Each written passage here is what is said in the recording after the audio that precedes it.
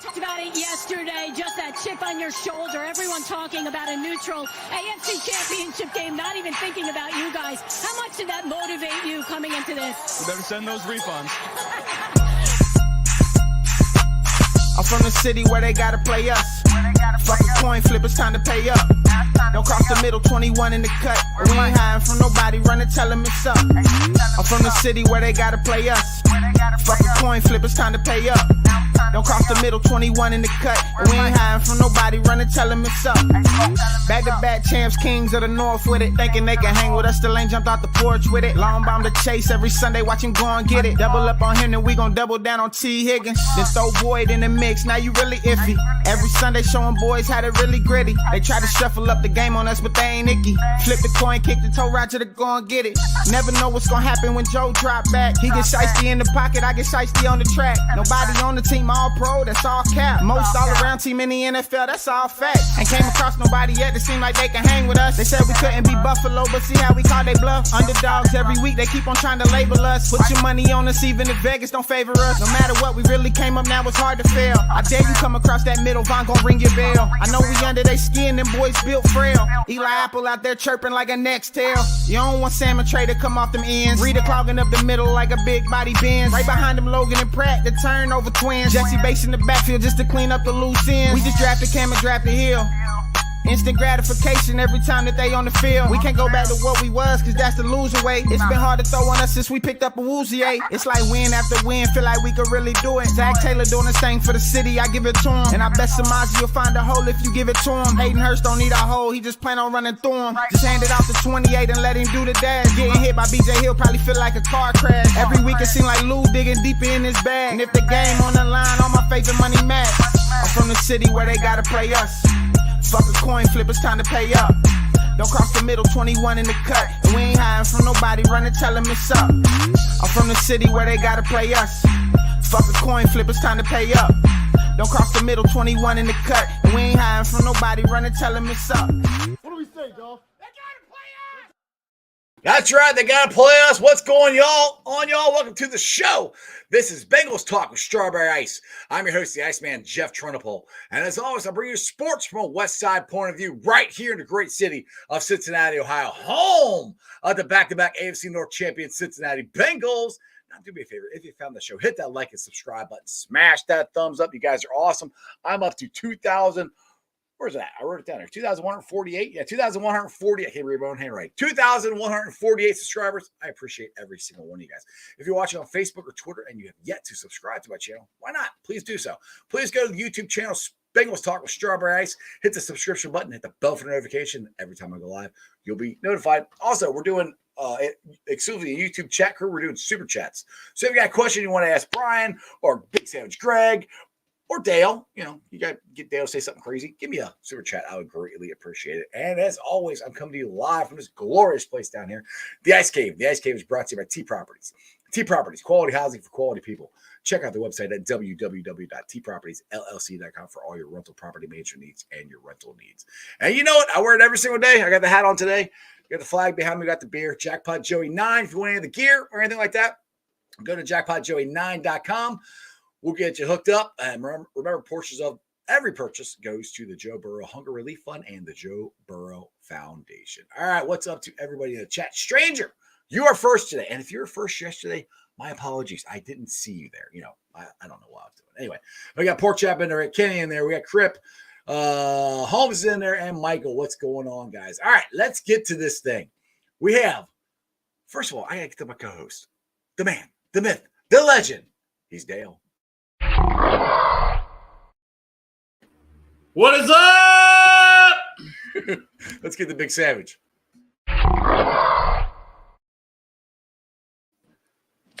What up? That wasn't as cool. That was terrible. That was horrible compared to what Dale is. They gotta play us. That's better. All right, let's get to the reason we're all here. He's Brian. What's going on, Brian? How you doing, man? Hey, guys, I got to tell you, I got to step up my backdrop game. You guys are way ahead of me here as far as that goes. Well, we've had years of practice, or we just have no lives, so we just buy Bengals crap and stick it all over the place. It's my safe space for my wife, Brian, in my garage. So, I get to actually decorate down here. I spend all my money on Marvel Funko Pop, so it's okay. There you Got go. a lot of Funko Pops in my home as well. Exactly. All right, Brian. So for people who don't know who you are, I think most people do, but give us a little background of who you are and what you're all about. I mean, I'm born and raised Mobile, Alabama, still live down here, home of the Senior Bowl. So I've been credentialed media to the Senior Bowl now for 8 or 9 straight years. I called the Senior Bowl on the radio the last 3 years, local radio broadcast. So I got that. And I started with Draft Countdown 2 years ago. Me and my partner Shane P. Howell, we took it over from Scott Wright's, one of the oldest draft websites out there. It's been going since 1997. Scott didn't want to see it go when he got out of the business, so asked me and Shane to take it over, so we did. I started deepfrieddraft.com in 2012, and it kind of just merged it into Draft Countdown last year because, well, I only got so much time on my hands. I can't do both.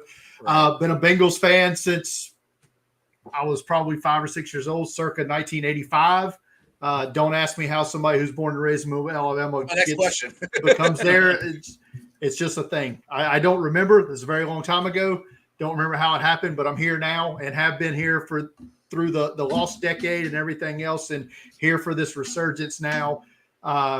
And draft is my game, man. It's what I do at least 11 months out of the year. I take 1 month off in the summer to kind of decompress and just kind of get away from draft and football in general as much as I can, and then right back at it again for the next draft. So there you go. Who day, guys? This is my kind of guy right here. I figure this is you're gonna be your new best friend. I can feel that already. Probably, man. I'm obsessed with the draft, Brian, as well. I've got I fill out like this with my prospects. I've just my own little format of it, and then now I actually started ranking them by numbers. But I've got next year's already queued up.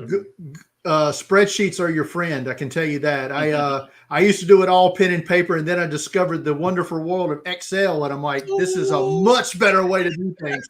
Right. But yeah, I imagine a lot of long-term Bengals fans are draftniks at heart because that was the only thing you really had to look forward to every year. Was pen and paper is still part of my process. Okay. He's even got highlights. I mean, I still write everything down too. Don't get me wrong, but yeah, that's the start. Yeah. So one thing you brought up is this is a story I want to tell. I was on vacation, but the lost decade and being a Bengals fan and all the tough years. Now I was on vacation last week, and this happened twice. So we were out at Myrtle Beach walking around or whatever, and I'm wearing Bengals stuff. And this kid walks up to me. He goes, "Go Bengals! Who dey?" Gives me a fist bump. I'm like, "All right, let's go." And then I was at the Rays game, and I was just being stupid, yelled "Who dey?" And somebody goes, "Hey, that's the Bengals!" I'm like, "Yeah." Now I do this because 3 years ago I went down. I was wearing my Joe Burrow jersey, and this guy from Philly is like, "Bengals? Why are you wearing the Bengals?" 3 years later, people are fist bumping me because I'm wearing Bengals stuff. Like, it's awesome how things have changed. I mean, I don't know about you, Brian, but I love it. I mean, I'm sure you do too. But I mean, go through the whole lost decade and the '80s and watch them lose 2 Super Bowls, not 3, kind of sucks. But it's just, what's the resurgence for you as a longtime Bengal fan of where they're at now? I'll say this: during the Super Bowl run, I never believed it. It was like, it was hard to I still had that all those years of, okay, what's going to happen? What's going to happen? What's going to happen? Then last year I was like, okay, now I expect to win. Right. Now I go in every game, they lose. What happened? Why did they lose? Not, okay, they lost. Who cares? Let's move on to the next week. Right. Now it's like, now I expect them to win or be in every single football game. And that's why the AFC Championship game the AFC Championship game hit me harder this year than the Super Bowl did the year before.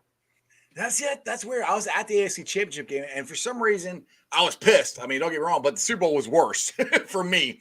But we expected it, but it's kind of like, for me, I'm kind of like, we're going to be back here. So I'm like, I don't want to keep going and losing. Obviously, we got to get this done.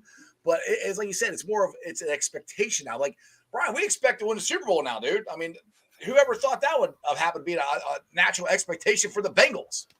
Unless you were a consistent glass half full guy, which I'm not. I am a glass half empty guy all day long. But the Super Bowl run was special to me for no other reason. That was the first time I'd ever saw a game in Cincinnati. Okay. Season. I had never been on an airplane before in my life. And the week of the wild card game against the Raiders, that Monday, I looked at my wife. I said, I want to go. So booked a plane ticket, booked a hotel, bought the ticket, just went by myself, flew by myself, went up, watched the wild card game, saw 31 years of just futility ended before my eyes, cried like a baby in the stadium. Don't care who saw me. And just that whole scene downtown after the game was so fun. And like, I didn't want to leave the next day, flying out that Sunday, coming back to Mobile. And then it was but the crazier part about that was it was cold that weekend. It was cold. And especially from a guy from Alabama. Yeah. I had 4 layers on, wasn't enough. But I didn't see snow until I got back to the Atlanta airport. Snowed in Atlanta. Oh, didn't snow on me in Cincinnati. Snowed in Atlanta. So I thought that part was wild.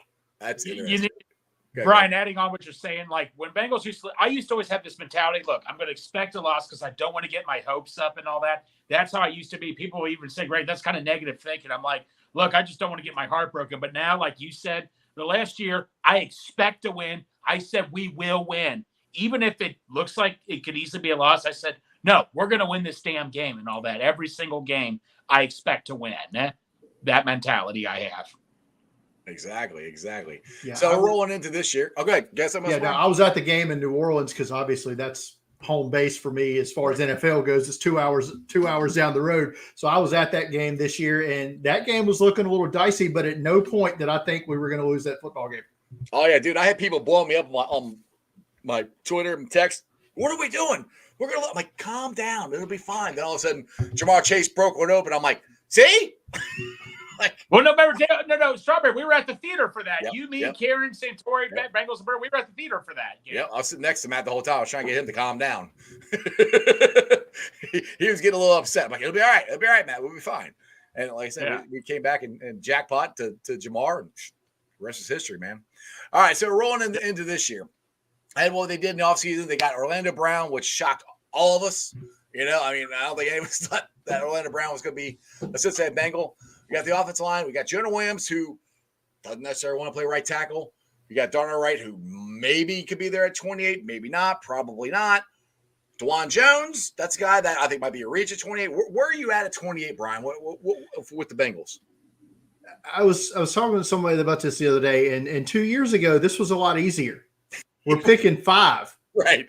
The choice was 2 players, right? It was either Jamar or Penei Sewell. Yep. They got that one right. I was Team Chase all the way, by the way, just throwing that out there. Me too. But now there's and with last year picking 31, this year picking 28, there is just so many variables that go into play. Like just last year, I don't think Dax Hill's on this team if George Karlaftis falls one more spot.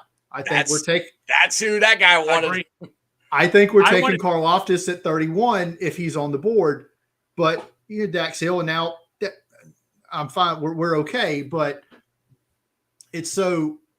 You mentioned Darnell Wright in the right tackle position, and I think that's a lot of people are going to scream. So we got to protect 9. We got to protect 9.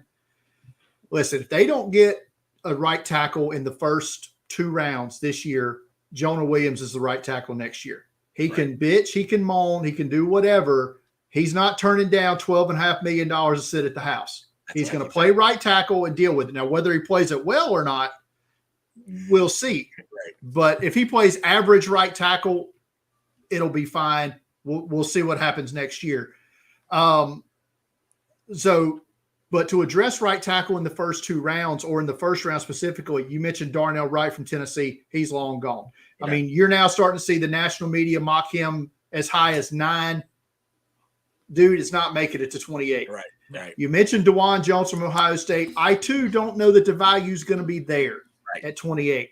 But I also can't get the vision out of my head of 6'8" Orlando Brown, 6'8" DeJuan Jones on either side. And with the run scheme, I think they're wanting to run where they're basically just putting 5 guys to lean. I think he'd be a good fit, but I don't know that that's where they're going to go. Tight end is mentioned a lot. They've got a stopgap with Irv Smith. If Irv Smith can stay healthy for 17 games, great. But he hasn't done it in his 4 years in the NFL so far. What's to expect he's going to do it now? Right. So I think if Dalton Kincaid from Utah or Michael Mayer from Notre Dame are on the board at 28, they're definitely in play, especially Mayer. I think he's a more all-around guy. I think the Bengals met with Kincaid at the Combine. They've had a top 30 visit with him. I think if he's available, I don't think he will be, but I think if he's available, he's definitely in play. A position that I don't know that a lot of Bengals fans are openly thinking about, but they should be, is corner. We were just talking about that on the other Bengals and Brew show. We've got a Wouzier in the final year of his deal coming off an ACL. Mike Hilton is a slot.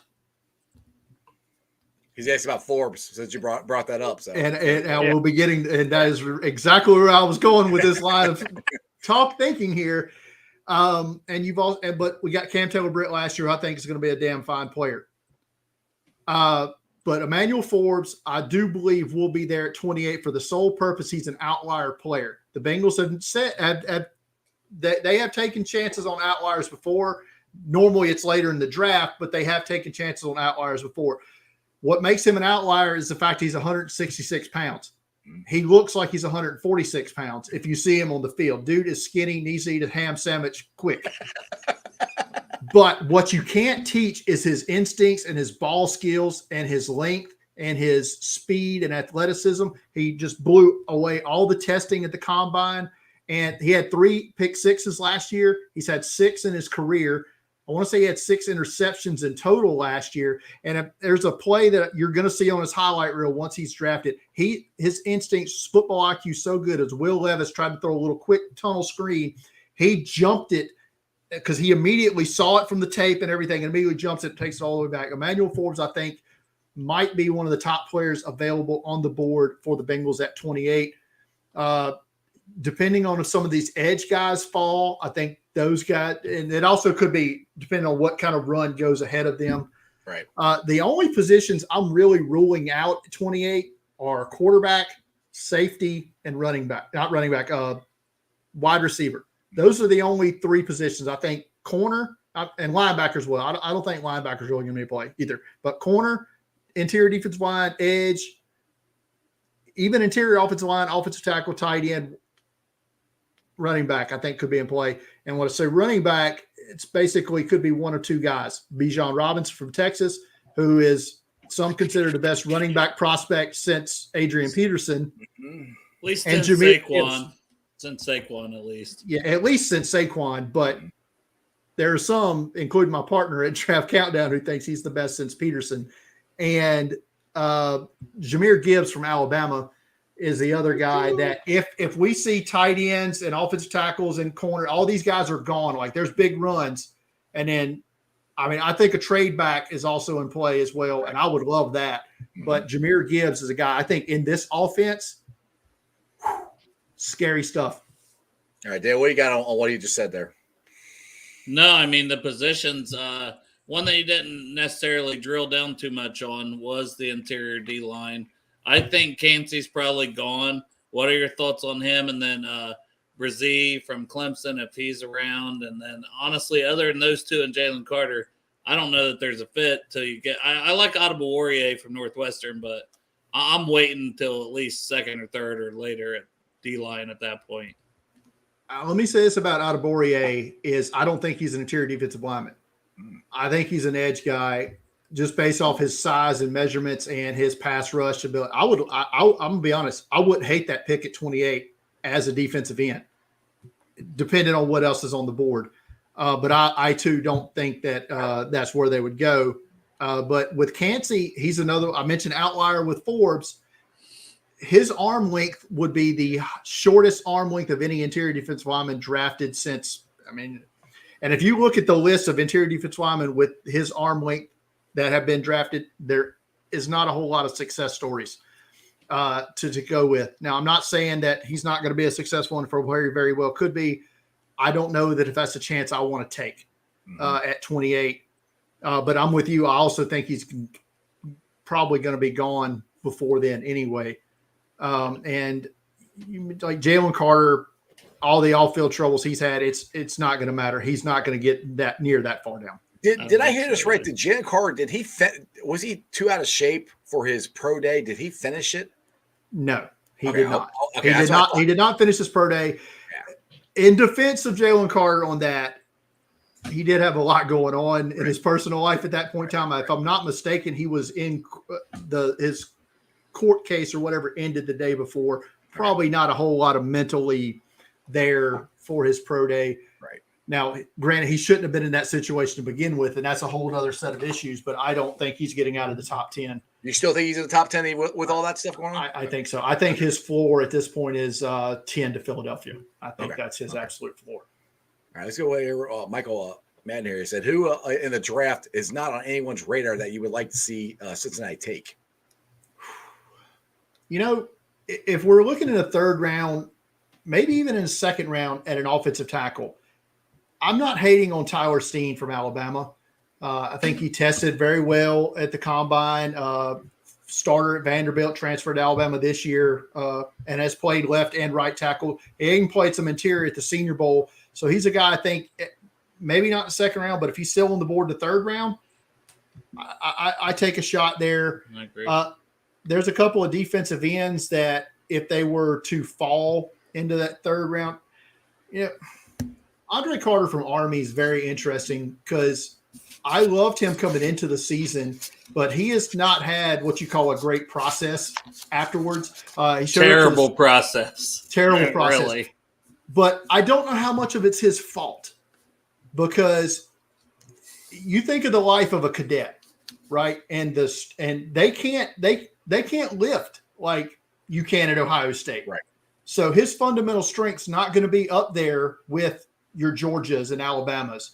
And it got exposed big time at the Senior Bowl and then continued through into the combine where he didn't test well because guess what? He can't go off to Exos or any of these other training facilities, right? Because he's got military obligations to take care of. Mm-hmm. So that part is like I'm trying not to hold that against him. I'm trying just to look at his tape. But when you've got all these other defensive end prospects that are able to test and put those numbers out there, it's kind of hard not to move them ahead. But pick 90, whatever we've got in the third round, you could probably do a lot worse of a gamble than Andre Carter in that position further down the line.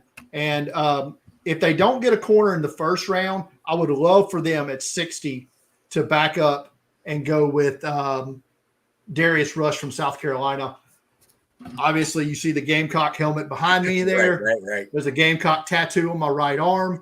I'm not saying I'm partial to, but where Andre Carter's process has been straight down, Darius Rush from season on has been straight up. He got challenged a lot this year at South Carolina because teams were not throwing to Cam Smith, who could go in the first round, could be a Bengals target at 20. I was going to say, we got to bring up Cam Smith just for Matt Lawless. For could a be, South Carolina guy. Could be a target at 28 for the Bengals as well, Cam Smith. But Darius Rush, his great length, ball skills, dude was running routes for in front of the receivers at Senior Bowl practices. Man had 4 interceptions in a Senior Bowl practice. But I've never seen it before in all my years of going there. It was insane the way he did. Then the combine just blew that away as well. So Darius Rush, pick 60, I think would be a good target. Good, Greg. You got something? Yeah, so I was telling these guys, I'm just paranoid. I mean, tight end, I'm not going to freak out if we don't pick a tight end 28.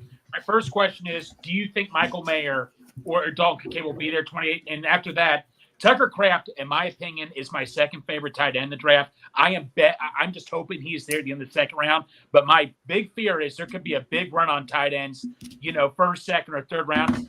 Do you feel like we have to take a tight end in the first 3 rounds or whatever? I would love, like I said, and this is why I see it 28. And like if in the scenario you said, if Mayer and Kincaid are off the board, maybe somebody wants to get that 5th-year option on Hendon Hooker, the quarterback from Tennessee, and they want to trade back into the first round. I would love the Bengals to move back, pick up a 4, pick up a 6. I can see them doing that. I really do, especially when it's gone. And there's precedent for them to move down in the first round. They've done it before. Move up, that's only what happened one time. But move down, they've done that and showed that. And And Duke wants more picks. Duke likes more picks. So that's right. Right now they're only at 7. Right. I feel like they need to get at least to 8 or 9 to accomplish everything I think they want to do. Because if you don't get those extra picks, and I see a lot of people saying, we need to draft a punter, late. Well, you're not doing that if you've only got 7 picks. You've got to get some extra capital, or you're just pissing a pick away. Same thing with doubling down. People talk about doubling down on tight end. Right, and you can't do that unless you get some extra picks. I love the idea of doubling down at tight end, especially in this class as deep as it is. If you move down out from 28 and you get into, like, say, the 38 to 40 range, then you bring Sam Laporta from Iowa into play. Yes. I think Luke Musgrave from Oregon State comes into play then. And you mentioned Tucker Kraft, great player. Can he be as good as Dallas Goedert, another former South Dakota State tight end? I think it's on the table.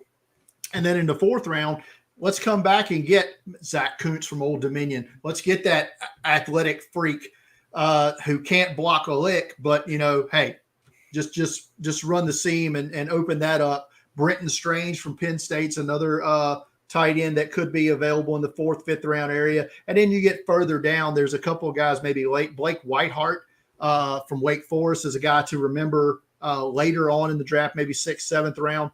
And the Bengals actually had him in for a visit the other day. And I think he's a priority free agent, and I think that's why they brought him in. But Johnny Lumpkin from Louisiana, I've been following this guy for like 3 years. I write a column on the Sun Belt every Saturday, because I'm in that part of the country here. Right. And I've seen him play for the last 2 years. I think he's a couple meals away from maybe being an offensive tackle, but he's one of the best blocking tight ends in this draft class. And as a priority free agent, I think you could do a lot worse than bringing him in. His production, not great. Because they never really threw him the ball. I don't even know, how great of a receiver he really is, but I know he's a great blocker, and I think he'll be a hell of a special teams player. And Darren Simmons is going to any of these priority free agents. That's if they can't do that, there's no sense in even bringing them in. Yeah, the one thing I'll bring up about the 2 tight ends you brought up, Kincaid and Musgrave. How concerned are you with their injury history? The Kincaid, it's a back. I've hurt my back. I'm not a football player, and I'll be 48 years old tomorrow, so I'm older. But I mean, once you hurt your back, it doesn't get better normally. And they're going to play football, so that's my concern with Kincaid. Not as much with Musgrave, it was an ankle, but where are you at of those 2 with their injuries? I agree completely with you. Musgrave only played 2 games this year, but man, God, he can stretch the field so good. But with Kincaid, you're right with the back. But there was another tight end prospect that came out. I don't know how many years ago it's been now, that the back was his hang-up to his wife, fell into the 2nd round. Yep. So, Greg's favorite player. Yep. Not saying that Kincaid is Rob Gronkowski, but I will also say Dalton Kincaid's the best receiving tight end in this draft class. Right. Yeah, exactly. Greg and I were going at each other in the previous show about this, because I just, for me, the Bengals are in a Super Bowl window. We need somebody who is going to be there. We already have a tight end now that's, you just said, might not play the whole season, and Irv Smith. Right. I'm afraid to have another one. That's just me. There's multiple guys in there that we can get that could plug and play, and maybe not be as good a receiver, but still could be. If we get Kraft, that'd be great. So I mean, that's where I'm kind of more leery on Kincaid, just because of the back issue. Yeah, I think Kraft or Mayer and Kraft are your 2 probably best all around. Like, if you combine blocking, receiving, all that together, I think Mayer's, obviously the higher competition.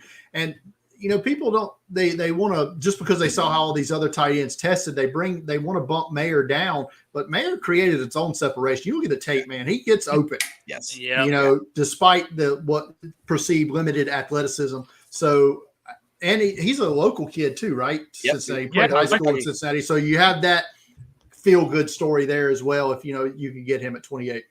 Good, Dale. You're going to say something about Gronk, Dale, or not Gronk, about baby Gronk? Well, Mayer, no. Mayer. So there was a take out here, and Greg had Matt Minich on, who gave the take that it was Mayer is our wildest dream of Drew Sample. Yeah. I was like, what are you talking about? Because the production, just not even close to the same type when it comes to receiving.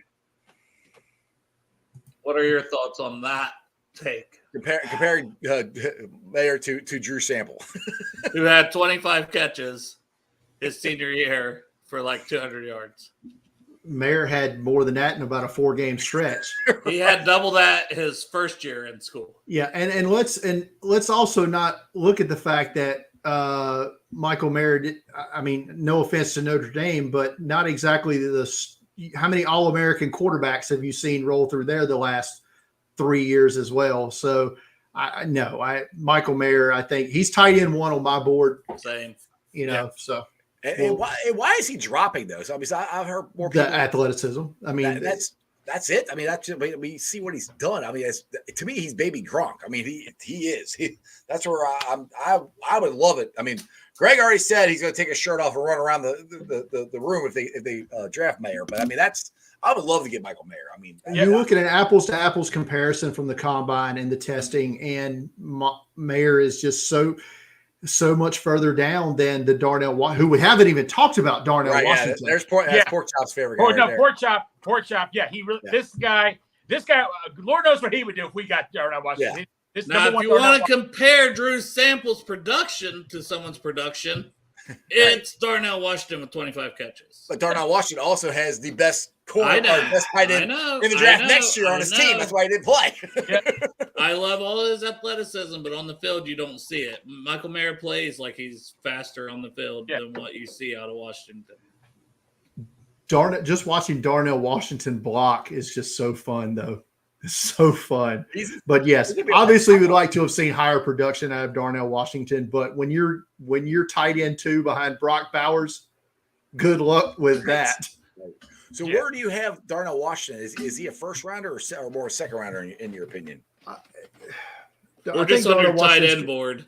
I think Kincaid's going to end up 2 on my board when I finally finalize everything, and Washington's going to be 3. But I can tell you all 3 will be in my top 32 players, maybe even my top 25 players. I think all 3's going to end up significantly, well into first round grades and higher than what the Bengals would pick.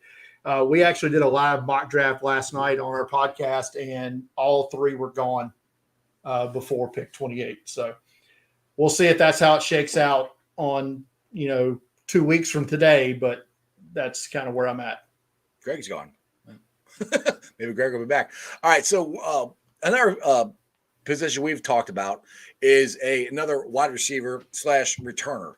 And this isn't a very deep draft at wide receivers, but where do you think so the third round on guys too? It's tough, right? Because you feel like this is the swan song for Tyler Boyd, right? Yeah. I mean, I don't know if this is the last year. Is this the last year of his contract? Yes, it is. Okay, so this is it, because you're not paying. If you're paying Higgins, then you're paying Chase. You're not paying Boyd. Thanks for all you've done. Absolutely, because he's been great.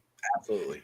So you're looking for that slot receiver / if they have punt return abilities, you can wipe out Trent Taylor off the team just because he can fair catch the ball. So and he does backflips, victory formation. I don't know if these guys help in the punt return game. I'll say this, but some slot receivers day 3, like looking round 4 on, that I like are like Michael Wilson from Stanford. Is a guy who's had some injury issues and also had some quarterbacking issues. Don't let anybody tell you Tanner McKee is a good quarterback, because he's awful. But Michael Wilson really emerged at the Senior Bowl. Great catch radius, good size, speed, length, and then tested well at the combine. I don't know if Tank Dell out of Houston, who would be a punt return option, but he's going to be 25. He's going to be 25 years old. Older prospect. So there's day 3. But if he's on if he's available on day 3, then for sure, like all bets are off on age and all that at that point. Another interesting guy, Jonathan Mingo out of Ole Miss. Great size, like a 99% athlete. It's like we're talking to Dale right now. I was going to say, this is your new best friend now. We're the same guy, me and Brian, so far. Everything he said, we're like, he's a big slot receiver. He's not an outside guy. So, and Would they take a chance on the perceived talent that we saw as a freshman, Keyshawn Butte of LSU, who is another guy who has just tanked his process for the last year and a half? But if you go back to his freshman tape, he looked like a surefire top 5 receiver. Now, I question if he's even going to get drafted with some of he's got some off-field issues, testing issues.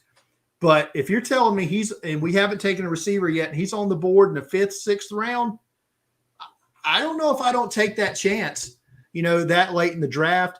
Puka Nacua, BYU, is a fun name. He can be a gadget player for you, did a lot of end of rounds and stuff like that. He's also got decent speed and size, was having a good Senior Bowl week until he got injured early on. I think he broke a finger in his hand, broke a finger on his hand, and had to sit out the rest of the week. And I'm going to say this guy's name till I just run out of breath, but he's a guy I love in college, and I'm way higher. And when I say I'm higher on him than most, he's my number 20 wide receiver overall. I don't know that other people have him draftable. It's Jason Brownlee out of Southern Miss. Tremendous athlete, great size, doesn't have the top end speed. Only think he only ran a 4.59 in the 40, but all of his other testing numbers were great.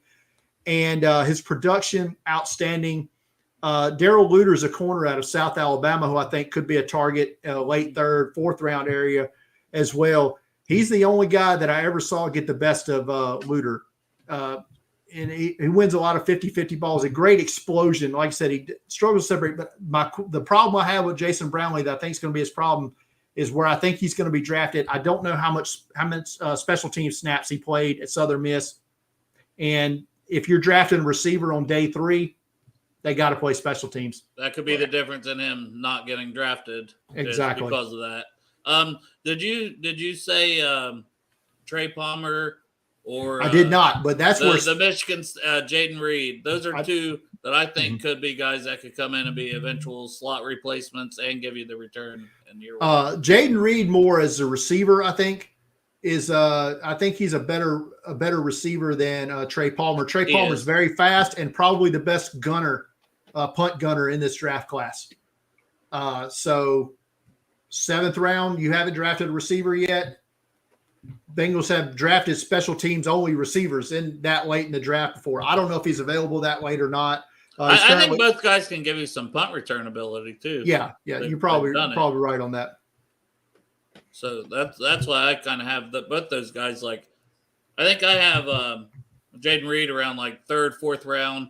He's really helped himself at the Senior Bowl, and then Trey Palmer, I got him around 4th, 5th round, mainly because the talent transferred from LSU, like 5-star guy, just hasn't put it all together. And he's also Nebraska is where he transferred to, and that's right up Zach Taylor's alley. So that's why I'm kind of like a name to keep an eye on is Trey Palmer for me. Couple other receivers we haven't talked about here that I think could be targets in the 4th, 5th round area. Charlie Jones from Purdue, transferred from Iowa, high volume pass catcher this year. I think could be a good slot guy.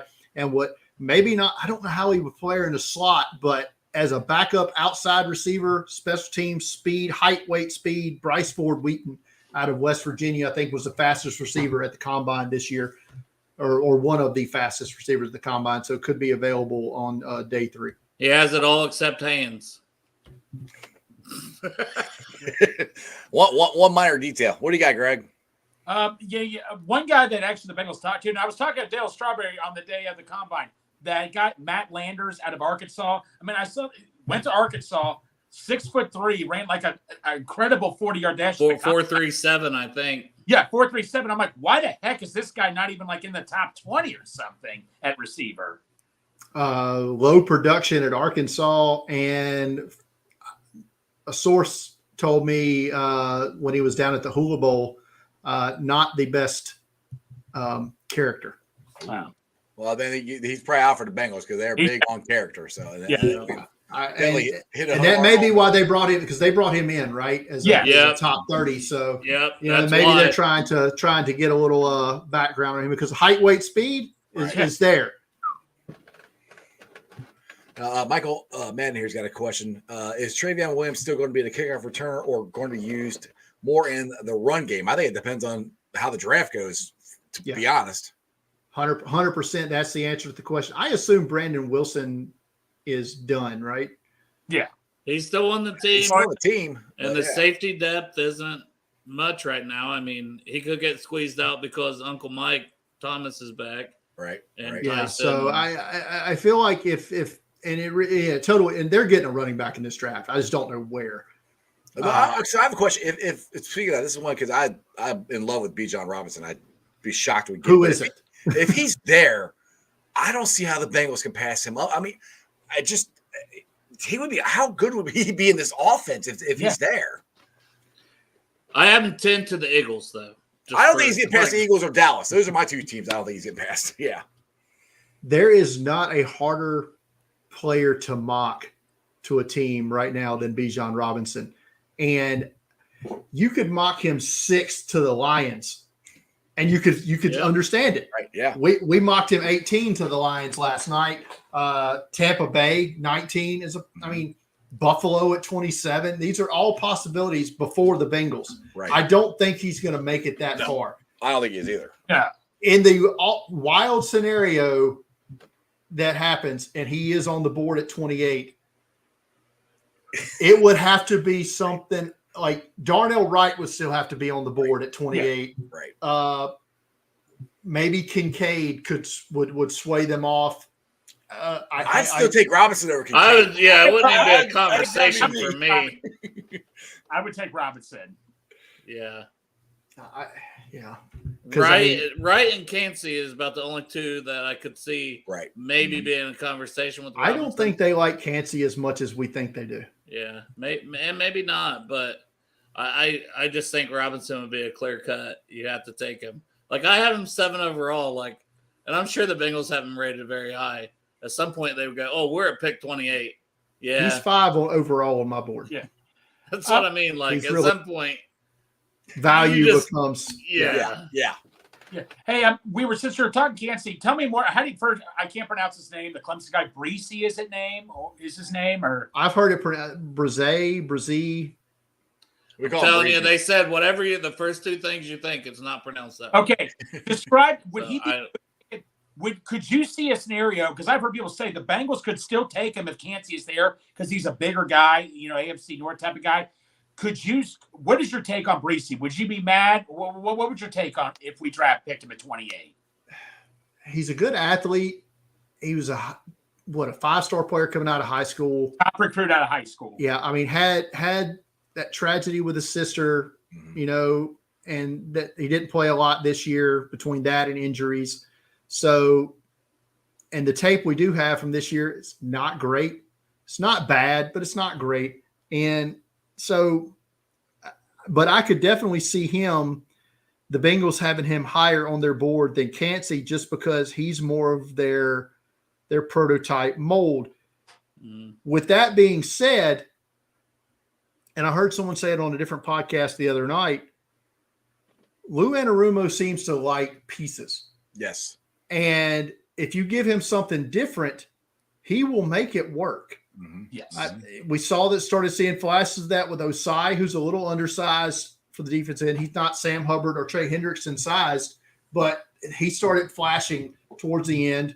Yep. Penalty at the end of the AFC Championship game. He had a hell of a game in the AFC Championship game. He did. But all anybody remembers for is the penalty. And that sucks. That really sucks. I try to remind everybody, he screwed up at the end, but just now turning 23, literally. Yes. Exactly.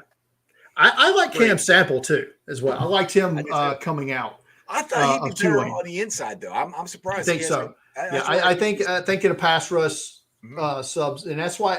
And I think the Bengals like Cam Sample more than like inside the building there. I think they like Cam Sample more than they say the general fan thinks of Cam Sample because of what you make the pass rush snaps that you're going to get from Cansey. I think they would be better. They feel like maybe that they can get those from Sample and use that pick somewhere else. Right. New best friend. This is your new best friend right here? Yeah. You and Brian? No, well, Jerry, you remember Jeremy? He knows like the Portsmouth area. No one knows where I'm from. Well, you're already cheating on Jeremy with I'm Brian. 2 hours away, Brian, from Cincinnati. So like me trying to explain where I'm at to everybody is just hilarious. Because just let Jeremy know Brian's your new best friend. So Jeremy's already out. Brian, so there's a crud load of running backs in this draft. There's like 10 or 15 that have been mocked or we could choose from. Say if we don't go Gibbs or Robinson in the first round, just give me like in rounds 2 through 7 or whatever, 2 through 5. What running backs do you like personally? Like think to yourself, this is a Bengals running back here. Can I add on to that, Greg? Can I say like rank Charbonnet, Spears, Roschon, kind of that. Sure. I like Spears. Guys. Spears is my guy. I like him. Other than Bijan. I think Roschon is, if they haven't gone running back, I think he's the target in the 3rd round. Okay. If they're sitting there, Roschon Johnson, because one, he doesn't have a lot of tread missing off the tires there, because Bijan was the you can get on out of here with that. He's a Kentucky He's fan. a Kentucky fan. Yeah. Chris Rodriguez never seen a fumble he didn't like. James is not going to like you, man. Yes. Chris Rodriguez is fine. He's 6th, 7th round. Chris Rodriguez is fine. Nowhere near he should be sniffing day 2 of the draft.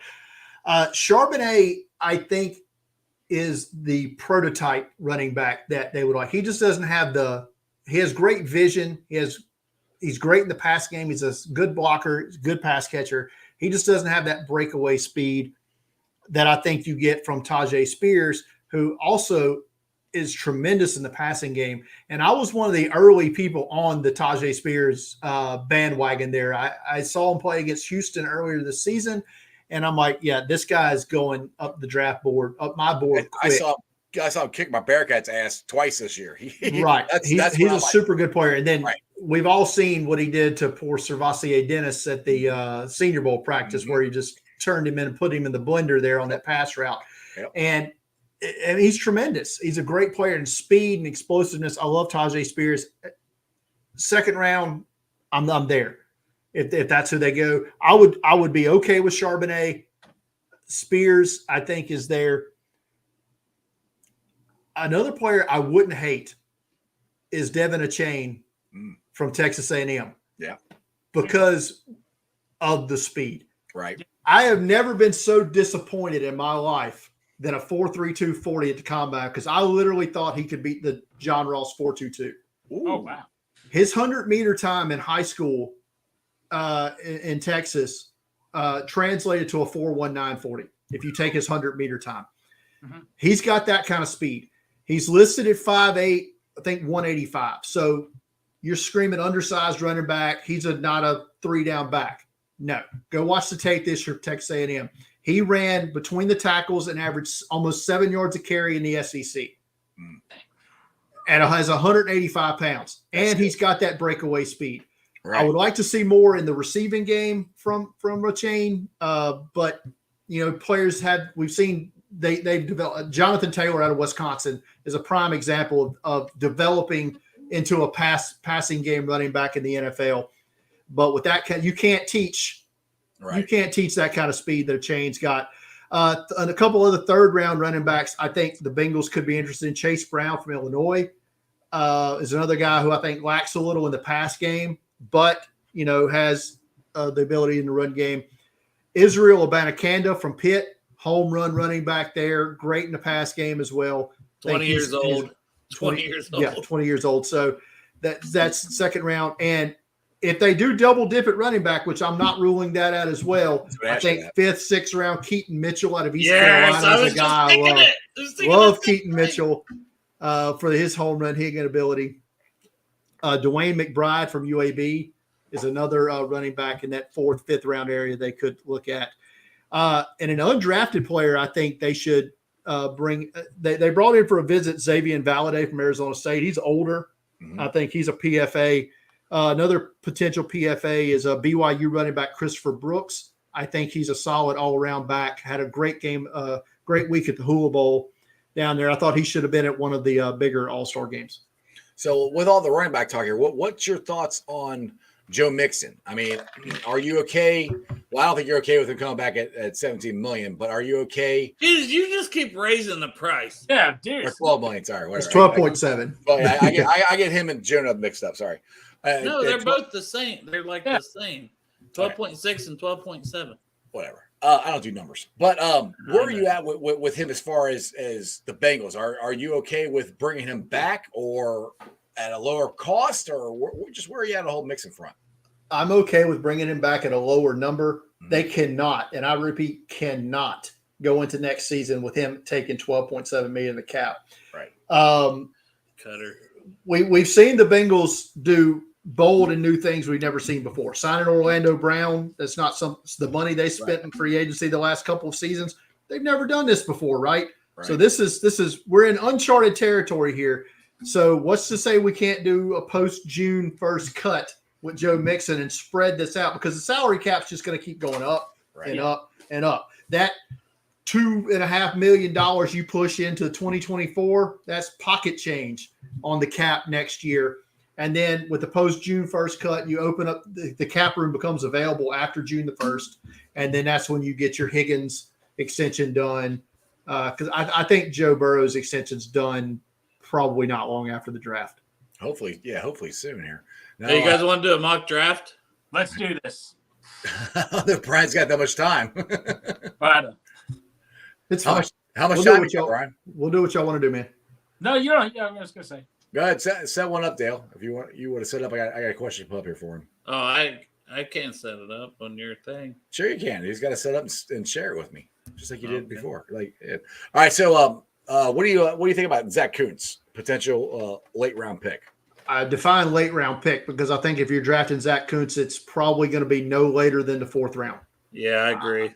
And I think Zach Kuntz is a perfect target. If what we talked about earlier, where you move back into the 2nd round out of the 1st and you get a mid-round 4th or early 4th round pick out of that in the move back, I think Zach Kuntz is a perfect target there early in the 4th round, because I'm not sure he makes it to the Bengals pick at the bottom of the 4th round. He's a perfect 10 athlete at the position, the best testing tight end since 1987. So them guys don't tend to fall. Rowdy here says, so what do we pay Jonah $1 million per sack allowance so he earns $20 million in 2024? I got a question. Where were you at on Jonah before we got Orlando Brown? Because we all kept saying he's an average left tackle, and if he was in the free agents market, he'd probably get big money this year. I think left tackle would have been a prime target there. And we didn't talk about him earlier when we were talking about tackles, but Anton Harrison from Oklahoma is a guy you're seeing consistently mocked to the Bengals, but he was a left tackle at Oklahoma. He is a way better left tackle than right. Yeah. So you're asking him to convert to right tackle, not dissimilarly from but at least with Jonah Williams, you had significant snap numbers with him at right tackle. Granted, it was as a freshman at Alabama, but you've seen him play right tackle at some point on a game tape. Anton Harrison, I think, had 30 snaps maybe as a right tackle. Nope. So you're asking him to make that conversion, and I don't know if that's worthwhile gamble to take. But if they do draft a right tackle, be it Harrison or be it Wright or Jones or some of my 3rd round guys, and I want your opinion on these guys because there's some other Bengals fans that are really high on some of these guys, but I like Wanya Morris from Oklahoma, and then McClendon from Georgia is somebody who Parker Blake is very, very high on. So, those two going to big schools, and they played right tackle mostly. Yeah, I think Wanya Morris, he was okay at the Senior Bowl. He kind of he had some rough reps there. Not going to lie to you about it. But he was, but like you said, right tackle, 3rd round. Yeah, maybe. He tested okay. I mentioned Tyler Steen earlier. I like him a fair amount. Steen's actually my number 8 tackle. Yeah. Blake Freeland is another guy that I hear talked about a lot. If he's available he could be the pick in the 2nd round if he's on the board out of BYU. Tested great, and despite being from BYU, he's actually not that old. Would he be a right tackle, though? His frame screams left tackle to me also. It does, and that's where he's played. But you have to think with his length and athleticism, he could maybe pack on 10, 15 pounds and play right tackle.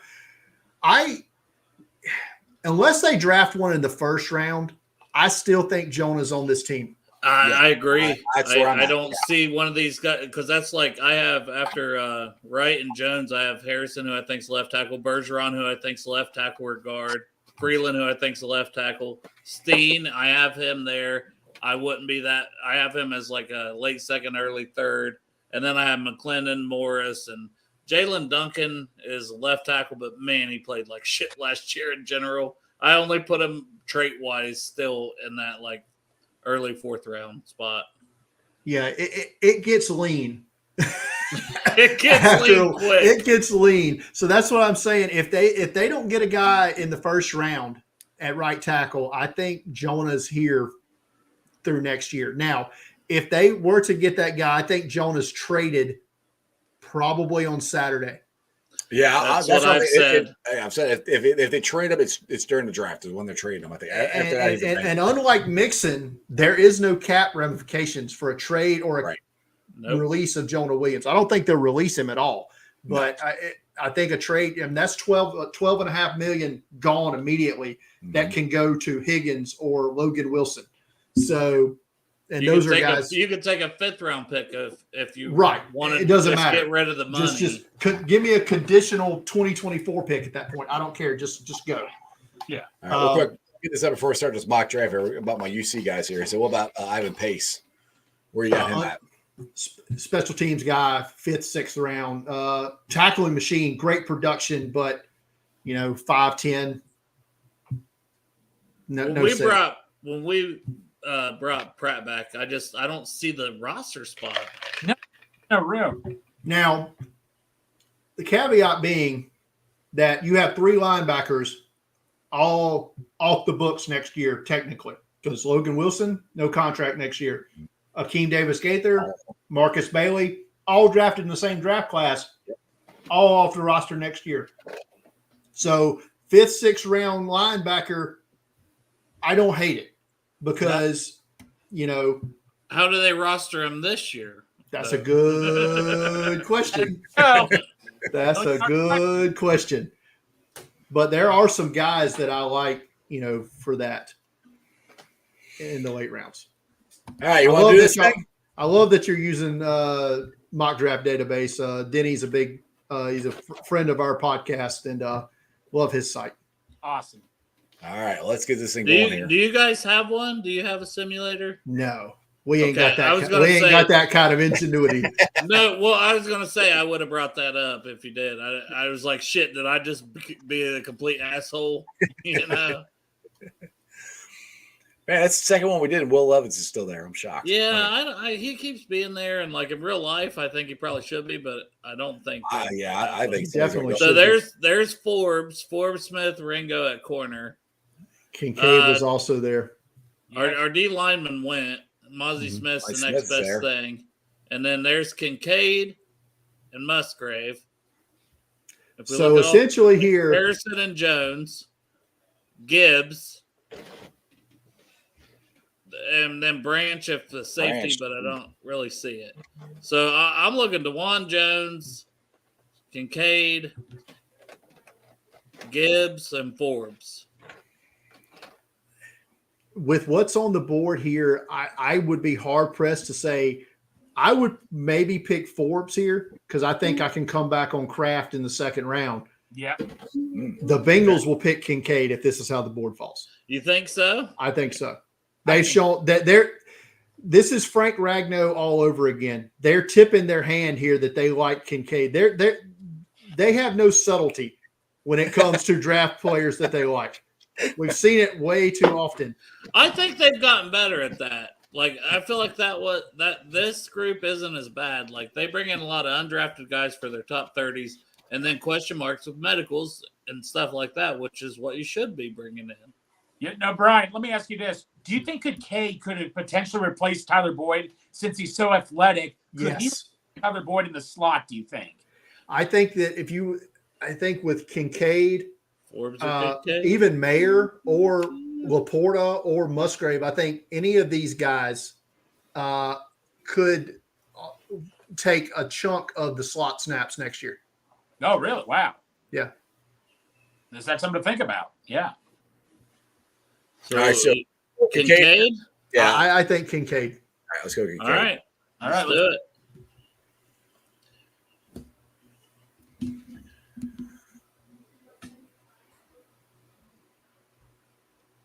I'm just going to turn down all trades. We're going to be Some of these trades are dude. Well, we took one earlier on Bengals and Brews. That's a show I host, and we traded down one spot and gained 3 picks. Those picks ended up being Tucker Kraft and Caillou Blue Kelly and somebody else toward the end of the draft. So I'm just curious, is Kraft off the board? Let's see. No. Yeah. Oh yeah. So see, Cooks is there. Kraft is going, and so tight end got picked clean. Yep. pick clean, so you feel better about it. So now corner on the other hand, you got Turner, Stevenson, Williams, Rush. Those 4 especially. Williams coming off the injury. I don't know. I think I'd have the other 3 over him. Well, I know that's how I have it ranked, but Foskey and Hall are interesting here at edge. Now you look at offensive tackle Bergeron. That's it, but I don't know that he can play right. I don't like the tackles here. Foskey is very interesting. The running backs here are interesting, but I think we can wait on those guys. I love Tillman, by the way. I do was too. professing that earlier. He's better than Hyatt. He's a better prospect than Hyatt to me. Oh my God, Jesus! All right, the boner's going up, and just keeps going up. To answer Michael Madden's question, Kincaid did get a clean bill of health. Yes, he has. So the overall board, I mean Simpson, obviously, but we don't need a linebacker. I think with the board right here, as much as I love Darius Rush in this spot, if the board falls this way, I think it's Foskey is the pick. I'm okay with that. I mean, you're talking double-digit sacks back-to-back years at Notre Dame. The production's there. Good. He's a great athlete. Yeah, I think that's a slam dunk pick if he's on the board at 60. I think it's a good pick too. I don't think you can go wrong. Like we got all A's so far, so we're doing good. Trying your way perfect 4 so far, pretty much. If I was higher on Stevenson, man, see, and Tillman, this is what pissed me. Tillman and Bergeron. Like, I like Bergeron. None of them should be there at 92. No. So here's where I'm looking. I would look at Stevenson's there. Rush is there. Wow, Rush. Oh. I mean, all in a good way, though. You know, right? Spears and Roschon at running back. Help us out, man. We need you, bud. Wow. I like Spears. That's my dude. Wow. What do you think, Brian? If Spears is still here at 92, I would be shocked. I would too, but I'd take him. He's the pick. He's the pick here all day if he's on the board. I think. Because who were the other running backs still on the board? Was it Roschon? Was the next one? Roschon what? It's and then still Bigsby there? and Abedakanda. Chase Brown, McBride, Miller, Mitch. So let's go with Tajay Spears here. All right, another Ray. There we go. So we got 2 offense and 1 defense at this point. Build for the trenches. Roschon's still on the board. See? Yeah. And there's Boots, and then Jaden Reed, Airbig, who I said on Bengals and Brews earlier that I'm higher on than most people, but I want him to be. He's another one of those undersized edge guys. He's like Nolan Smith, and we don't run a 3-4. Like, by the way, Brian, respect to the cup you're drinking out of. It's a Bengals cup you got from the stadium there. It is. and by the way, shout out to Paycor Stadium, which only stadium I've ever been in my life that serves Dr. Pepper. Shout out to those guys. That makes it the best stadium I've ever been in. Now, did you bring in some Fireball to put in with your Dr. Pepper? I don't drink. Oh. Well, sorry. That's why I like Dr. Pepper. We're no longer best friends. Sorry. It was close. We were so close. So at corner, we got Riley Moss and Caillou Blue Kelly and Corey Trice. All 3 of those, I think. Corey Trice is interesting because he looks and is built like what they want at corner. He is a big, fast, athletic guy. for a 3-way. That's funny. I have just out of curiosity, have any of y'all read what I think he's alluding to there with Keyshawn Boutte. Yep, we got a buddy that's an LSU fan, and he's filled us in very, very much on that. So he gets a little sucked into LSU players. Let's put it that way. Man, I'm telling, even Voorhees here, who's injured, would be taking like a red shirt. If Voorhees is on the I don't know that I want to take a red shirt guy. I know. Jaden Reed. So I think the pick here is between Jaden Reed and Corey Trice, the corner from Purdue. And since we're loading up on offense here already, I think Corey Trice is the pick here at. You want to double up on tight end there and take Kuntz? So we double up on tight ends. Yeah, come on, man. It's tempting. Well, yeah, I think we'll get another tight end later. Yeah, okay. Right. I like Shoemaker too if he's still there. Corey Trice. So you like Trice more than Blue Kelly? I don't. Okay. I think the Bengals. I don't either. But no, I love. I've been a Kyle Blue Kelly fan since going back to last year. I don't even know why he's so far down, honestly. I think people relate to him. I think he's a potential third round pick. So let's look at the offensive line here. Saldivari. There's the pick. Just take him. We don't even need to look at anything else. Voorhees is still on the board. Saldivari is not an offensive tackle. He played right tackle at Old Dominion, but he didn't always play right tackle, though. He played interior even at Old Dominion. He was a center. He also played center at the Senior Bowl all week, played left guard, played right guard, played left. He played all 5 offensive line spots as a Senior Bowl. I think he is the guy. Is Kuntz still available? No. Nope. So we'll come back to tight end. Let's draft Nick Saldivari to back up all 5 offensive line positions here. What are your thoughts on Kobe Turner? Because we haven't good athlete, and that's probably a position I should have looked at before now. But at this point, like I said, I want a solid backup offensive lineman here, and that's what we're drafting in the 5th round. And you can work with Saldivari to hopefully a year from now, maybe he's your starter. Correct. All right, now I'm curious what the tight ends are. If Schumacher's still there, which I doubt. What's your take on Schumacher, Brian? Are you a big fan of him? Not Shoemaker. He's okay. Shoemaker, sorry. Hard to judge. I mean, his production wasn't great. He's a good athlete, but he doesn't look like on tape. He doesn't look like the athlete that he tested at. Okay. Oof. Jalen Redmond is really standing out, and Braden Daniels both. Yeah. Braden Daniels I'm super high on. I've said that before on here, but Redmond, with us not having a 3 tech. Yeah. I think what are the other interior defensive line looking like here? Let me go to that. So Redmond is by far and away the best player here. Just let's see wide receiver right quick before we. I feel like Redmond's going to be the pick. Your guy Puka earlier, Ronnie Bells. That could be that slot return man option we were talking about earlier, but maybe he falls into the 7th. We'll see. But let's go with we haven't drafted that 3 tech yet, so let's go with Jalen Redmond here, who gives you that pass rush upside. I think that's a great pick. Yep, I do too. Man, dude, Brian, man, this is our first K draft so far, buddy. Well, we're not there yet. Yeah, we're not. You just jinxed us now, Greg. Oh man, I'm sorry, Davis Allen, but it'll probably screw us because we'd be doubling up at tight end. Yeah, and they frown upon it on this one. Yep. But man, that stands out to me as like I have Davis Allen as a 4th to 5th round guy. Let's look at the wide receivers before I double up on tight end here. Ronnie There's Bell. Ronnie Bell. There's Ronnie Bell. There's our slot / punt returner. Yep.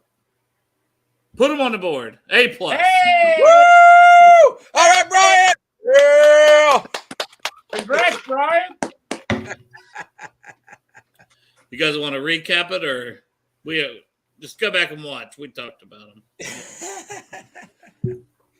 Brian, you got our first egg. Thank you so much. Glad I could do it. So, hey, one thing I do want to ask you, tight end still, about Josh Wiley. Where are you at on him? Because that is one. I'm a Bearcat fan. I like him a lot. I think he is. He's going to be a better NFL tight end than he was a college tight end, to be honest. I agree with that assessment. I think he's going to end up coming off the board early on day 3. I think some of these guys, they're all kind of, I don't want to say clumped together, but like Josh Wiley, Cameron Latu from Alabama, Will Mallory from Miami, Brenton Strange. I kind of have them all pretty close. So I think early day 3, we're going to see a run on those guys. Maybe, at the top all the way to about midway through the 4th round, we're going to start seeing some of those guys come off. Awesome. Brian, this has been an absolute blast. I appreciate you coming on, dude. You've been on for over an hour. I didn't even ask you how much time you had, so I appreciate you hanging out with us. Tell everybody where they can follow you at. I definitely want to get you back on the show again. Maybe closer to the draft, or definitely after the draft for sure. Hey, maybe on the draft. They're live streaming. You missed it. I already asked. They're live streaming too. Yeah, they're live streaming too. So you're as crazy as us. Yeah. So respect. Yeah, we did it last year. I was telling them it gets rough about halfway through day 3. Yeah. It's definitely a slog, but it's fun. We have fun with it. But it's gonna be me and Dale on it the whole time. We're gonna have a whole bunch of people jump on with us. But it's gonna be. It's gonna be fun. I'm looking forward to it, but I'm also like. It's gonna be a lot. It is a lot. Okay, good. Plug yourself before I let you go there, Brian. Yeah. Follow me on Twitter at Deep Fried Draft. Go to draftcountdown.com. Myself, Shane, and we've got others that we're daily draft content every day between now and mid-May. And then we pick back up again mid-August and start it all over for the 2024 draft. If you subscribe, actually, before I say where to subscribe to, go to draftcountdown.com right now. We're running a mock draft contest in conjunction with Total List of Titles that we've got instructions on what you got to do is subscribing to our YouTube channel, subscribing to their YouTube channel. It's a couple other things. It's easy to do, free to enter. And for every 20 entries or every 10 entries we get, $20 goes in the pot, $500 to the winner. Sweet. Maximum $500 to the winner, I should say. Let's do it, boys. But so go to, and our YouTube channel is youtube.com/The Draft Countdown. We go live every Wednesday night with a podcast every week. And like I said, we're also going to be live streaming during the draft as well. So everybody's more than welcome to pop on there. And so, yeah, it's good times. So, yeah, everybody do that. Go to draftcountdown.com and get in that contest. Just show everybody where to subscribe to your website at. Did you get that part out? Yeah, draftcountdown.com and on the search bar there at the top, it's got a link and it'll tell you everything you need to know on how to enter the contest. Awesome. Well, Brian, hey, really, seriously, dude, appreciate it. Thank you for coming on. This has been a blast. I said we're gonna have to do this again sometime soon. Sounds good, guys, man. I appreciate you guys for having me on. Always love talking Bengals and especially love talking draft. Thank you. Good day, brother. Good day, brother. Good day, guys. Oops, wrong person. Hit the wrong person. There you go. Get the fuck out of here, Greg. Get out of here, Greg. Bang. Kicked you out. Anyway, hey, that was cool. Hey, shout out to Greg right here. He's the dude that set this up. I appreciate it, Greg. Good job, Greg. Brian is awesome. I've watched him on Bengal Jim's show before and been trying to get him on. And I shout out to you for helping me out and getting him on the show. That was cool. That was well, I think that was Dale's dude's best friend. Every time we brought a player up, Dale's like, "Yep." Happy birthday to you. Yep. Tomorrow's it. I'm old as hell tomorrow. Happy birthday to you, Iceman. Happy birthday, Big Daddy Iceman. Happy birthday to you. That wasn't creepy at all. You're enjoying that microphone way too much. Anyway, thank you. I won't be on tomorrow because it is my birthday, but you guys are probably going to do something tomorrow. Like Bengals Brews. Probably do a show at 3:30, and then Derek and Joe, they show up once a week. So they said 8 o'clock. So I might get on there. We'll see. Maybe they'll send me a link. You guys, I'll be on there at 3:30. Me and Greg. I might send me a link. I might jump on as I'm driving down to somewhere or whatever. I don't know. Yeah. You never know. Like I did. I was on vacation. I jumped on. That's true, Jeremy. What's that? If you were a real best friend, you'd meet us at the river. I have to. Oh, never mind. Just whatever. Yeah, see, he ain't gonna say nothing. He knows. He knows he ain't gonna do it. All right, Greg. Hey, what you got anything on Rally or anything you want to plug before I let you go? We're still doing rallies Mondays at 7. Please tune in. You know, dude, Rally's Big Buford, those fries. No, Rally's has some of the best. Maybe that should be a new post. Who has the best fries between Rally's, Penn Station, a couple of others? Maybe I'll think of something like that. Rally's. But catch us Rally Around the Natties Monday at 7:00 with me, Cincy James, Santorian Bengal Dad. Hey, if he's gonna buy you a birthday steak, that's worth driving in for because that's just expensive. Yeah. The thing is, you got to do it like on a weekend because you're 2 hours away. Yeah. And I got to be at work at 3:00 in the morning. So, when I do it, it's got to be on a weekend when I don't have to get up and go to work. You know what I'm saying? All right, Gregor. Thanks, brother. Appreciate you. Hey, you got something else you're doing? Anything else you want to trying to shout out Bengals and Brews, man. What you got? Gotta get everyone to subscribe to Bengals and Brews, our channel, YouTube channel. Yeah. We got a merch shop. Anybody wants to buy hats? We got hat. I don't even know what all's on there. You got hats. You got shirts and hats, stickers. There's some other stuff. When is the Dick Eater shirt coming out? That's what I want to know. I mean, that's Willie. That's Willie's territory. Like, you just look like a Dick Eater. I couldn't help it. I had to ask him the other day, what part of Willie's face made you think Dick Eater? Well, that's what. Then it was like somebody's like, "They're actually making fun." I'm like, I'm not trying to make fun of him. I'm not trying to make fun of him. It was just funny. Like, I would expect people to laugh at me if somebody yeah, absolutely. I expect somebody to laugh at me if that happened. Anyway, brother, I'll see you hopefully Monday, if not tomorrow. But have a good birthday. Plow your wife. Okay. I mean, anything else? Maybe even get a little, because it is your birthday. It is. I think you should have some ice cream. Where are you going out to eat? We're going to go down to the Banks. I don't know. We're going to hit. Okay. So you ain't worried about really getting anything to eat. Well, I'll get some drinks. Yeah, I'll get some drinks. Eat something. Maybe I'll get some Skyline before I head down. I don't know. And then maybe a little sucky. We'll have to see. Little sucky, fucky. It is Jeffy's birthday week. You never know. How old you gonna be? 48.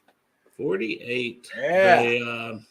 Closer to 50. The age of I don't really have anything for that. It's like I'm 38, so it's like that. Also, there's nothing to go with that. Yeah, once you get that old, it doesn't really matter anymore. It's like, well, I'll be 40. You'll be 50 soon. Wow, let's celebrate being old as fuck. Yeah, woo. That's right. I always tell Jen she's going to turn 50 before I am. By a couple months. I'm married to an older woman. Gotta do what you gotta do. Exactly. All right, brother. Appreciate you. Who day? Right, love y'all. Who day? Love you. Later. All right, guys. Hope you appreciate that. That was awesome. I mean, Brian is really good at what he does. He got his all A's on our mock draft. So make sure you go subscribe to his channel. Follow him on Twitter. Go subscribe to their website. It's awesome. Go get into the draft contest. The draft contest. I think me and Dale are probably going to do that. So anyway, go check them out. And that was really, really good show. I appreciate that. Let's get to the Facebook groups that let me live stream, and I appreciate every single one of them. They are Who Dey Nation, Who Dey Legion, Bearcat Ruckus, Radical Reds, the Ohio State Bucknuts, the Ice Bar, and then, of course, you can follow me on all my social media platforms, all under Strawberry Ice. I'm on Facebook, Instagram, Twitter, and TikTok. Twitter handle is at Jeff A. Triniple. TikTok is at Iceman90. I'll be pulling out the sound later on tonight. Put it on the podcast. So if you missed any of it and you don't want to watch it for an hour and 18 minutes right now, you can listen to it. Check it out. It's on BeanPod, Apple iTunes, Spotify, Google, Stitcher Play, pretty much wherever you get your podcast. Please make sure you rate, like, and review. Leave a 5-star review so more Cincinnati fans can find my podcast. I would greatly appreciate it. YouTubers, we're at 2,184 subscribers. You guys are awesome. Like I said, I went for you guys watching. Nope, I wouldn't be able to do any of this stuff. So we got a good show coming at you Monday.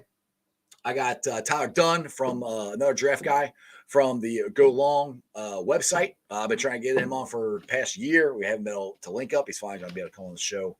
He said around 6, so we'll probably talk a little bit, me and Dale, before the show. We'll start at 5:30, and he'll join us around 6 o'clock on Monday. So make sure you check that out. Other than that, you guys have a wonderful weekend. Like I said, no show tomorrow. Tomorrow's my birthday, so I'm going to go hang out with the family, have a good time. Hopefully, God willing, watch the Reds win. That'd be nice. Watch, go watch a good pitching performance and then the bullpen blow it. Who knows? We'll see. Anyway, ready? Other than that, that's just sports, baby. See ya! Talked about it yesterday, just that chip on your shoulder. Everyone talking about a neutral AFC Championship game, not even thinking about you guys. How much did that motivate you coming into this? You better send those refunds. I'm from the city where they gotta play us. Fuck a coin flip, it's time to pay up. Don't cross the middle, 21 in the cut. We ain't hiding from nobody, run and tell them it's up. I'm from the city where they gotta play us. Fuck a coin flip, it's time to pay up. Don't cross the middle, 21 in the cut. We ain't hiding from nobody, run and tell them it's up. Back-to-back champs, kings of the north with it. Thinking they can hang with us, still ain't jumped out the porch with it. Long bomb to chase every Sunday, watch him go and get it. Double up on him, then we gon' double down on T. Higgins. Then throw Boyd in the mix, now you really iffy.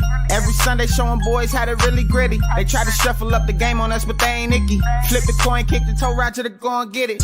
Never know what's gonna happen when Joe drop back. He get shiesty in the pocket, I get shiesty on the track. Nobody on the team all pro, that's all cap. Most all around team in the NFL, that's all fact. Ain't came across nobody yet that seem like they can hang with us. They said we couldn't be Buffalo, but see how we call they bluff. Underdogs every week, they keep on trying to label us. Put your money on us, even if Vegas don't favor us. No matter what, we really came up now, it's hard to fail. I dare you come across that middle, Von gon' ring your bell. I know we under they skin, them boys built frail. Eli Apple out there chirping like a next tail. You don't want Salmon Trey to come off them ends. Rita clogging up the middle like a big body Benz. Right behind them Logan and Pratt, the turnover twins. Jesse Bates in the backfield just to clean up the loose ends. We just drafted Cam and drafted Hill. Instant gratification every time that they on the field. We can't go back to what we was, cause that's the loser way. It's been hard to throw on us since we picked up a Woozier. It's like win after win, feel like we could really do it. Zach Taylor doing his thing for the city, I give it to him. And I bet Samaji will find a hole if you give it to him. Hayden Hurst don't need a hole, he just plan on running through him. Just hand it off to 28 and let him do the dash. Getting hit by BJ Hill probably feel like a car crash. Every week it seem like Lou digging deeper in his bag. And if the game on the line, all my favorite money match. I'm from the city where they gotta play us. Fuck a coin flip, it's time to pay up. Don't cross the middle, 21 in the cut. And we ain't hiding from nobody, run and tell them it's up. I'm from the city where they gotta play us. Fuck a coin flip, it's time to pay up. Don't cross the middle, 21 in the cut. And we ain't hiding from nobody, run and tell them it's up.